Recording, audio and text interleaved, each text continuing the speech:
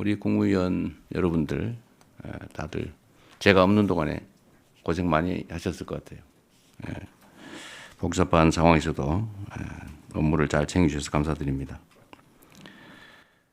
우선은 제가 일반적인 말씀을 하나 좀 드리고 싶습니다. 우리가 행정을 하다 보면 대개 공급자 중심의 이제 행정 공급자 우리 중심의 사고를 하는 경향들이 많이 있죠. 근데 그 뭐 악의가 있는 건 아니고 오랫동안 일을 하다 보면 아주 자연스럽게 그렇게 되는 것 같아요. 똑같은 정책을 결정하더라도 이제 정책 수요자들의 입장을 한번 물어보고 또 그들이 원하는 내용을 들어보고 그렇게 해서 결정한 거하고 그냥 우리가 일방적으로 정해서 통보하는 거하고 내용은 똑같은데 수용성에 있어서 완전히 다른 것 같습니다. 예를 들면 정책 수요자들한테 어떤 제재나 불이익을 주는 내용인 경우에도 어쨌든 미리 한번 의논하고 의견 듣고 하는 것하고 그게 원래 이거 해야 되는 거니까 일방적으로 통보해서 시행하는 것도 마찬가지로 그 수용성에 있어서는 큰 차이가 있습니다. 그러니까 요즘은 어떤 결과도 중요하지만 그 결과에 이른 과정들을 매우 중시하는 그런 사회 문화 때문이기도 할 겁니다. 요즘은 그러잖아요. 상품의 본질적 내용도 중요한데 그걸 어떻게 포장하느냐 또 스토리를 어떻게 부여하느냐에 따라서 완전히 다른 결과를 만들어내죠. 우리가 가난했던 시절에는 밥 많이 주면 좋았는데 이제는 어떤 정도의 여유가 갖춰지니까 어떤 방식으로 주느냐 어떻게 처리해서 주느냐 어떻게 포장해서 주느냐 어떤 과정을 거쳐서 그 일을 하느냐 이게 더 중요해진 측면이 있죠. 그게 어쩌면 민주주의에 대한 수요일 수도 있습니다. 내 의견이 존중받았느냐 아니면 무시당했느냐 이 결과보다 더 중요한 시대가 된 거죠. 그래서 오늘도 정책안들 내용을 좀 보면 이제 뭐 대체적으로 다들 준비해 주고 계신데 가끔씩 그런 흔적들이 보입니다. 그러니까 누구를 위한 정책인가 어떤 정책 결정을 할 때 그 정책의 영향이 어디에 어떻게 미치느냐에 대해서 방향이 약간 다르게 느껴지는 경우가 있어요. 제가 좀 공개적으로 말씀드리진 않을 건데 그런 점들을 한번 더 깊이 생각해 주면 좋겠습니다.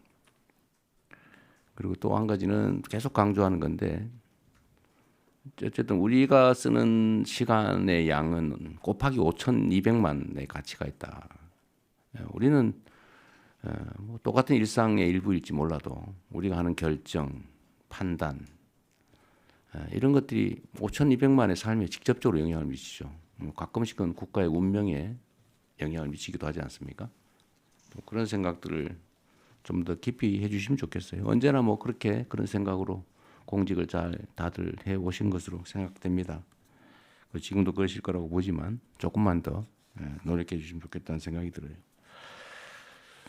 추경안은 오늘 우리가 검토하게 될 텐데 어쨌든 장기적으로 경기 침체가 계속되고 있고 특히 작년 12월 3일 이후로 심리적 위축이 심해서 있던 손님도 얼마 안 되던 손님도 다 떨어져 나갔다고 현장에서 너무 어려워합니다. 다행히 최근에는 조금 분위기가 개선되고 있긴 한데 어쨌든 본질적으로 우리 서민기업, 서민들이 겪는 고통이 매우 큰 것 같아요. 국가 재정을 이제 사용할 때가 됐습니다. 우리가 물론 이제 건전 재정, 이제 재정 균형의 원칙 뭐 이런 거 되게 중요하죠. 균형 재정해야죠. 너무 과도하게 수입도 없는데 마구 쓰면 안 되는 건 당연하지만 정부 재정의 본질적 역할이 있지 않습니까? 정부 재정은 민간이 과열되면 억제하고 민간이 너무 과도하게 침체되면 부양해야 되는데 지금은 너무 침체가 심해서 정부의 역할이 필요할 때라는 생각이 들어요. 그래서 추경을 좀 더 해야 되겠다는 생각이고 추경의 내용이 이제 문제인데 아마 갑론을박이 있을 겁니다. 또 의견은 다 다를 수 있죠. 이걸 어디다 집행할 거냐. 뭐 예를 들면 어떤 게 더 경기 진작에 도움이 되냐. 현금 지원은 별로다. 뭐 차라리 건설 경기 부양이 낫다. 뭐 의견들은 다양할 수 있습니다. 또 누구에게 지원하는 게 맞느냐. 뭐 근데 이것도 역시 생각은 다를 수 있지만 이제 제도의 취지에 따라 좀 차이가 있을 거예요. 그래서 저는 이번 추경안에 이제 두 가지 핵심 요소가 있다. 하나는 일단은 경기 진작 요소가 좀 중요하죠. 두 번째는 이 경기 진작 과정에서 국민들이 혜택을 보게 되는데 일부 국민들이 또는 정부가 누가 더 많이 혜택을 보게 하는 게 맞느냐, 또 누구는 아예 제외하는 게 맞느냐, 이건 약간 가치와 뭐 이념의 문제이기도 하죠. 근데 저는 그런 생각을 합니다. 만약 이제 일반 원칙으로요. 만약에 우리가 어떤 제도를 시행하는데 필요한 경비다 이게라고 하면 그 경비 지출에 따라서 이익을 혜택을 보는 반사적 이익을 보는 사람은 누구여야 하느냐? 그건 가난한 사람이어야 하느냐? 아니면 세금을 많이 내는 부자여야 하느냐? 저는 어떤 필요에 의해서 경비를 지출한다고 하면 그 반사적 혜택은 최소한 국민들이 공평하게 혜택을 누리는 게 맞다고 생각해요. 아니면 어쩌면 좀 과하게 생각하면 그 경비를 더 많이 부담한 사람이 더 많은 혜택을 봐야 되는 거 아니냐, 이런 생각까지 할 수가 있죠. 즉 세금을 더 많이 내는 사람을 더 많이 혜택을 보게 할 수는 없지만 최소한 비슷하게 해줘야 되는 거 아니냐. 그런 측면에서는 평등한 기회를 주는 게 좋겠다는 생각이 들고, 또 한편으로는 모든 재정 지출은 어쨌든 직접적으로 이익을 주는 측면이 있기 때문에 가능하면 사회적 불평등을 완화하기 위한, 또 저소득층, 또 어려운 사람들한테 하는 게 또 맞죠. 그 두 가지 양면이 동시에 있는 것 같습니다. 그래서 이번에는 그 두 가지를 적절히 배합을 해서 일부는 소득 지원 측면에서는 저소득층 또는 소비 승수가 높은 저소득층에게, 또는 그 외에 경기 진작 목표의 측면에서는 공평하게, 또 그 한편으로는 소비 승수를 좀 더 고려하는 그런 쪽으로 하면 좋겠다는 생각을 했는데 기재부나 관련 부처에서 이런 점들을 잘 고려해 주신 것 같습니다.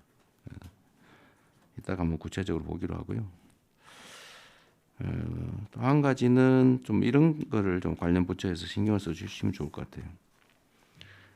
이게 연간 민원 양이 제가 알기로는 한 천수백만 건 되는 것 같습니다. 근데 계속 늘어나겠죠. 근데 이 천수백만 건의 민원의 내용을 좀 들여다보면 중복 민원인 경우, 했던 것 여기도 하고 저기도 하고 막 이렇게 하고 있는 거죠.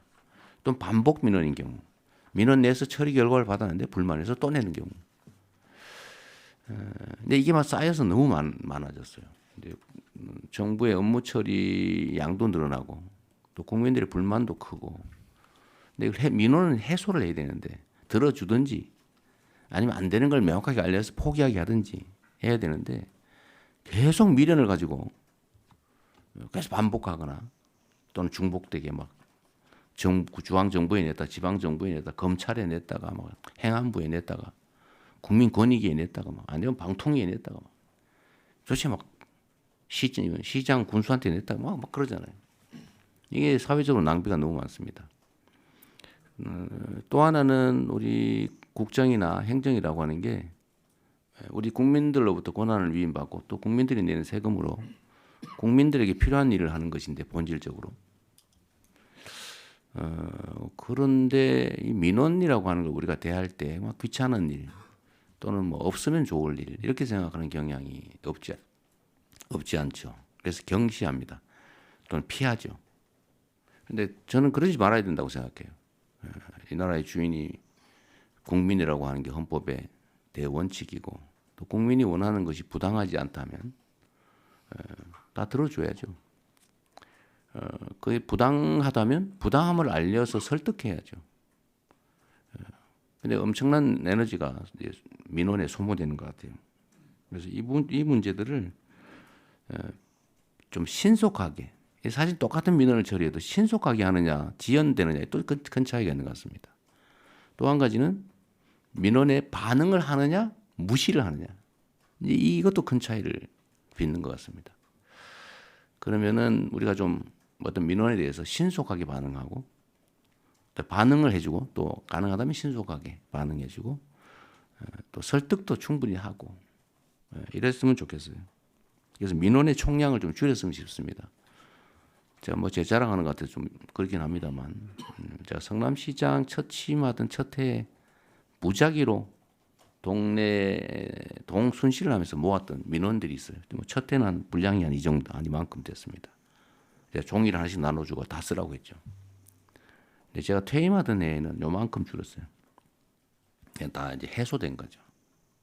미리 들어주기도 하고 뭐 방법은 아주 다양하게 저희가 구사를 해봤는데 어쨌든 국민들이 정부 행정으로부터 무시당했다, 소외받고 있다, 억울하게 처분받았다, 해줘야 될 걸 안 하고 있어서 배제됐다 이런 생각을 하지 않도록 이 방법은 좀 최대한 찾으면 좋겠어요. 처리할 수 있는 건 최대한 신속하게 처리 시간도 좀 줄여주시고 또 안 되는 건 안 된다고 좀 솔직하게 설명을 좀 해주시고 제가 경험해 본 바에 의하면 우리 국민들께서 민도가 매우 높아가지고 안 되는 거를 생떼를 쓰는 경우는 그리 많지 않아요. 설명이 부족해서 그래요. 한두 시간 뭐 두세 시간 시간 내서 신뢰할 수 있는 사람, 권위 있는 사람이 정말 진지하게 설명해 주면 거의 다 수용합니다. 그래서 대개는 울어요 마지막에 고맙다고.